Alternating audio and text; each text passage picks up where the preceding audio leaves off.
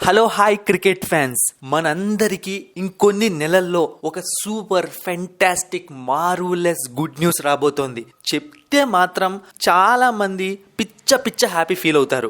ఆ న్యూస్ ఏంటి, ఏం మార్పులు జరగబోతున్నాయి అని గుర్తుపెట్టుకోండి. ఇది ఐపీఎల్ కు సంబంధించింది. క్లియర్ గా స్టెప్ బై స్టెప్ తెలుసుకుందాం. ఏది కూడా మిస్ చేయకండి. ప్రతి పాయింట్ విన్నాకే మీకు క్లారిటీ వస్తుందన్నమాట. ఖచ్చితంగా ఇది జరుగుతుంది అని చెప్పి కొన్ని నెలల క్రితం, అంటే ఒక 6 months బ్యాక్ ఒక న్యూస్ వచ్చిందనమాట. అది ఏంటి అంటే సంవత్సరానికి 2 IPL జరిపించాలి అని చెప్పి. అయితే అలా జరిపించడం అంత ఈజీ కాదు. ఎందుకు అంటే అన్ని కంట్రీస్ వి కూడా ఐసీసీ షెడ్యూల్స్ అన్ని ముందుగానే ఫిక్స్ చేసేసింది. ఇప్పుడు వాటిని పక్కకు జరిపి మధ్యలోకి వెళ్ళి ఇంకొక ఐపీఎల్ ని పెట్టాలి అంటే కొంచెం కష్టం అది. అయితే ఎన్ని సంవత్సరాలకి షెడ్యూల్స్ అన్ని ఫిక్స్ అయిపోయాయి అంటే ఒక 6 months బ్యాక్ చెప్పిన దాని ప్రకారం ఒక 2 years కి ఫిక్స్ అయిపోయి ఉన్నాయి. అంటే 2025 ఎండింగ్ లేకుంటే 2026 స్టార్టింగ్ వరకు ఫిక్స్ అయిపోయి ఉన్నాయి. ఆ తర్వాత ఇంటర్నేషనల్ క్రికెట్ కౌన్సిల్ తో డిస్కస్ చేసి 2 IPL జరిపించడానికి ప్రయత్నిస్తాము అని చెప్పి అప్పట్లో బీసీసీఐకి సంబంధించిన ఒక అతను చెప్పాడు. అయితే నిన్నటి నుంచి న్యూస్లు చూస్తూనే ఉంటారు. ఇప్పుడు ఐసీసీ చైర్మన్ ఎవరు? జై షా.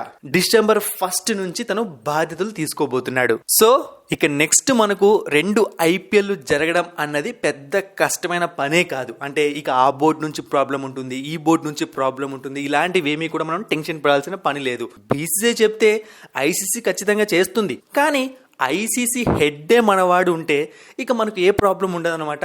మిగతా బోర్డ్స్ అన్నిటిని జైషా హ్యాండిల్ చేసుకుంటాడు. సో త్వరలోనే మేబీ నాకు తెలిసి 2026 నుంచి మనకు 2 IPLs ఉన్న ఆశ్చర్యపోనవసరం లేదు. అంటే బాగా గుర్తుపెట్టుకోండి, 2 IPLs అనగానే ఒక్కొక్క IPL 3 months 2 months జరిగే అవకాశం ఉండదు. ఇప్పుడు మనకు ఆల్మోస్ట్ 74 మ్యాచెస్ ఉన్నాయన్నమాట. దాన్ని ఈ సంవత్సరమే 80 వరకు చేసే అవకాశం ఉంది, 84 వరకు. బట్ 2 IPL పెట్టినప్పుడు ఏం చేస్తారు అంటే 50 మ్యాచెస్ IPL ఒకసారి, 50 మ్యాచెస్ IPL ఒకసారి. అంటే 2 సెపరేట్ IPLసే, 2 ట్రోఫీలు ఉంటాయి. సో షెడ్యూల్ అనేది కొంచెం తక్కువగా పెడతానమాట. ఈ విధంగా ప్లాన్ చేసే అవకాశం ఉంది. ఇక నెక్స్ట్ ఇంకొకటి ఏంటి అంటే పాకిస్తాన్కు ఇక చుక్కలు కనబడ్డం ఖాయం. ఎందుకంటే ఇప్పటి వరకు మేము పాకిస్తాన్కు రాము అని ఇండియా వాళ్ళు చెప్తే, బీసీసీ చెప్తే, వాళ్ళు అనేది ఏంటి, మేము ఐసీసీ కంప్లైంట్ చేస్తాం, మాకు డబ్బులు కావాలి, మీరు రాకుంటే మాకు నష్టపరిహారం చెల్లించాలి, మేము ఐసీసీతో డిస్కస్ చేస్తాం, ఇలాంటి మాటలు మాట్లాడేవాళ్ళు. ఫిబ్రవరిలో ఛాంపియన్స్ ట్రోఫీ పెట్టుకున్నారు, మనం రావాలి, రాకుంటే మేము ఏషియా కప్ కు రాము, దీనికి రాము అంటున్నారు. డిసెంబర్లో జైషా ఐసీసీ ప్రెసిడెంట్ అవుతాడు, చైర్మన్ అవుతాడు. అప్పుడు ఎవరితో కంప్లైంట్ చేస్తారు వెళ్ళి పాకిస్తాన్ వాళ్ళు? ఎవరితో కంప్లైంట్ చేయడానికి లేదు. నోరు మూసుకొని మనం ఏం చెప్తే అది వినాలి.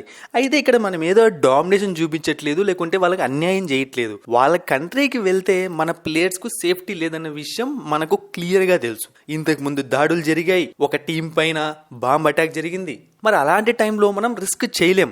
మన కంట్రీలో మనం సెక్యూరిటీని నమ్మచ్చు, కానీ పక్క కంట్రీకి వెళ్ళి వాళ్ళ సెక్యూరిటీని నమ్మాలి అంటే అది కంట్రీ పైన డిపెండ్ అయి ఉంటుంది. ఇప్పుడు మిగతా కంట్రీస్కి మనం వెళ్తున్నాం, పాకిస్తాన్కి మాత్రమే వెళ్ళట్లేదు అంటే దానికి కారణాలు ఉన్నాయన్నమాట.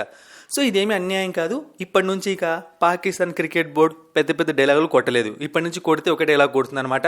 ఐసీసీ చైర్మన్ మీ వాళ్ళు కాబట్టి మీరు చెప్పినట్టు చేస్తున్నారు అని చెప్పి ఏదో మాట్లాడతారు. ఇక నెక్స్ట్ ఏంటి అంటే దులీప్ ట్రోఫీలో చాలా పెద్ద క్రికెటర్స్ స్క్వాడ్స్ లో కనిపించారు. అయితే ఒక్కొక్కరు ఇప్పుడు బయటకు వెళ్తున్నారు అనమాట. ఫస్ట్ అయితే మొహమ్మద్ సిరాజ్ అనమాట, ఒక ఇల్నెస్ అంటే హెల్త్ బాగాలేకపోవడం వల్ల తను బయటకు వెళ్ళిపోయాడు. తన ప్లేస్ లో నవదీప్ సైని రాబోతున్నాడని చెప్పి వార్తలు వస్తున్నాయి. అయితే జడేజా ఇంజూరీనా ఇల్నెస్ అన్నది తెలియదు, బట్ దులీప్ ట్రోఫీ నుంచి తను బయటకు వెళ్ళాడు. కేవలం దులీప్ ట్రోఫీ మాత్రమే కాదు, ఇండియా వర్సెస్ బంగ్లాదేశ్ జరగబోయే టెస్ట్ సిరీస్ కూడా తనకు రెస్ట్ ఇచ్చే అవకాశం ఉంది.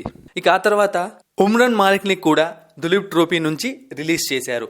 సో ఈ విధంగా స్టార్ట్ అయ్యే లోపే ఒక్కొక్కరు బయటకు వస్తున్నారు. మరి ఏం జరుగుతుందో చూడాలి, ఎంతమంది ఆడతారో మనకు తెలిసిపోతుంది.